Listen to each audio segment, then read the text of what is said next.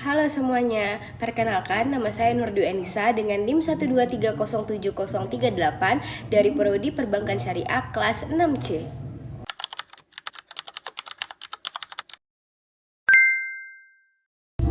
Analisis laba kotor, yaitu analisis yang digunakan untuk mengetahui kemampuan perusahaan menghasilkan laba dari aktivitas penjualan setelah dikurangi harga pokok penjualan atau disingkat dengan HPP.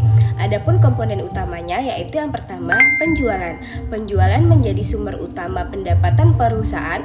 Kenaikan penjualan umumnya meningkatkan laba kotor apabila HPP dapat dikendalikan.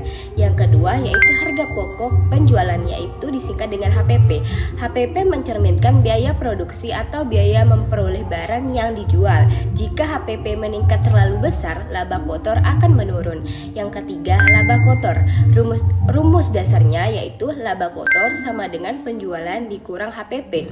Analisis keuangan. Jika laba kotor meningkat, yang pertama penjualan meningkat, efisiensi biaya produksi membaik, harga jual lebih tinggi, margin keuntungan lebih baik.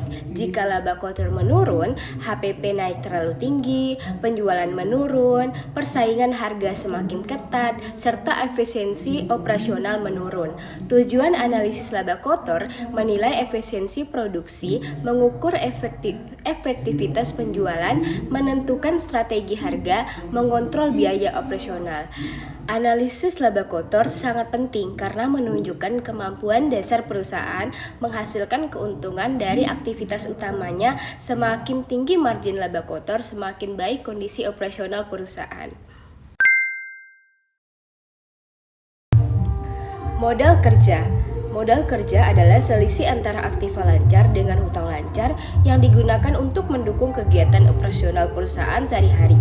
Analisis ini penting karena dapat menunjukkan tingkat likuiditas dan kemampuan perusahaan dalam memenuhi kewajiban jangka pendeknya.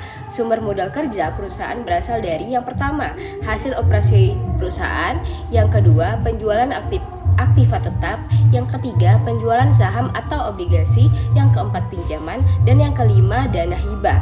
Sedangkan penggunaan modal kerja digunakan untuk yang pertama biaya operasional, yang kedua pembelian bahan baku, yang ketiga pembelian aktiva, dan yang keempat pembayaran hutang jangka panjang serta investasi jangka panjang lainnya.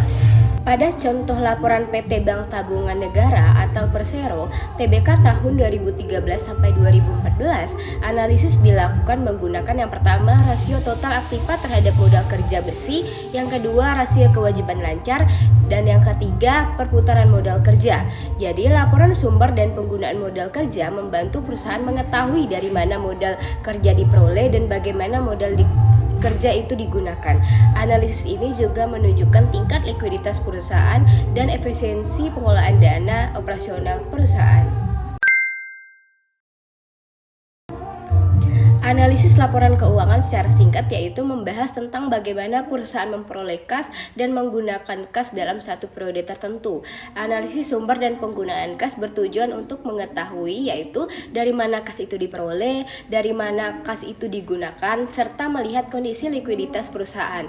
Sumber kas biasanya berasal dari hasil operasi perusahaan, penjualan aktiva, pinjaman, penerbitan saham, dan pendapatan lainnya. Sedangkan penggunaan kas meliputi yaitu pembayaran hutang, pembelian aktiva tetap, biaya operasional, pembayaran dividen, dan investasi perusahaan. Dari analisis arus kas, perusahaan dapat mengetahui apakah kondisi keuangan sehat atau tidak. Jika sumber kas lebih besar daripada penggunaan kas, maka kondisi kas perusahaan dinilai baik dan likuiditasnya perusahaannya meningkat. Sebaliknya, jika penggunaan kas terlalu besar, maka perusahaan bisa mengalami kesulitan keuangan. Kesimpulannya yaitu laporan sumber dan penggunaan kas sangat penting untuk menilai kemampuan perusahaan dalam mengelola arus kas, memenuhi kewajiban, dan mendukung kegiatan operasional perusahaannya. Baiklah, mungkin itu saja yang bisa saya sampaikan dan jelaskan. Kurang dan lebihnya saya mohon maaf. Wassalamualaikum warahmatullahi wabarakatuh.